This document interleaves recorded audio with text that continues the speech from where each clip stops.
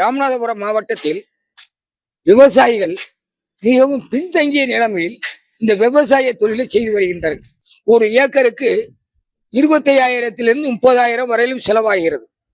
ஒரு சில பகுதிகளில் கடலாடி முதுகுளத்தூர் வட்டாரங்களில் விதைத்த பயிர் முளைக்காமலும் முளைத்தும் வளர்ச்சி அடையாமலும் மழையினுடைய அளவு குறைந்து நாசமாகி உள்ளது.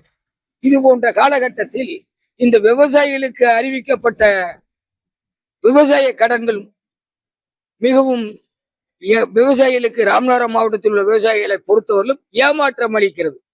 இதை மேற்கண்ட விவசாய கடன்களை கூட்டுறவு கடன் தொடக்க வேளாண்மை வங்கியில் வாங்கிய கடன்களை மேற்கொண்ட விவசாயிகளுக்கு முழுமையாக தள்ளுபடி செய்வதற்கு இந்த அரசு மேல் நடவடிக்கை எடுத்து பரிசீலனை செய்ய வேண்டும் என்பதை பணிவுடன் தெரிவித்துக் கொள்கின்றேன். இப்ப சமீபத்தில் மேகதாது அணை கட்டுவதாக உண்மையிலே அரசாணை வாங்குவதாக சொல்லி இதெல்லாம் செய்தால் கஷ்டமான சூழ்நிலை. இதற்கெல்லாம் அரசு மேல் நடவடிக்கை எடுக்க வேண்டும்.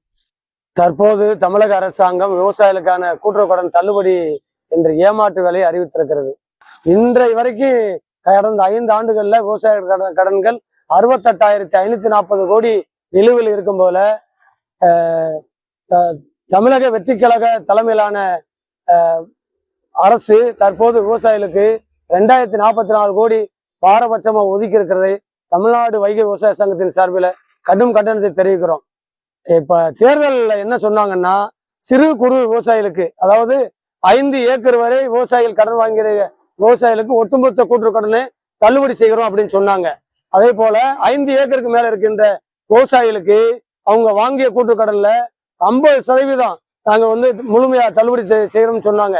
அப்படி எதுவுமே சொல்லாம இன்று அரசு துறை அதிகாரிகள் கொடுத்த தவறான புள்ளிவர கணக்கின்படி 50,000 மட்டும் தள்ளுபடி செய்துவிட்டு அதற்கு மேல இருக்கிற விவசாயிகளுக்கு 5,000, 2,000, 3,000, 10,000 என்று இந்த விவசாயிகளையும் விவசாய சங்க பிரதிநிதிகளையும் ஒரு ஏளனமாக மிகவும் ஒரு கீழ்த்தரமாக இந்த அறிவிப்பை அறிவித்திருக்கிறதை தமிழ்நாடு வைகை விவசாய சங்கத்தின் சார்பில் கடும் கண்டனத்தை தெரிவிக்கிறோம்.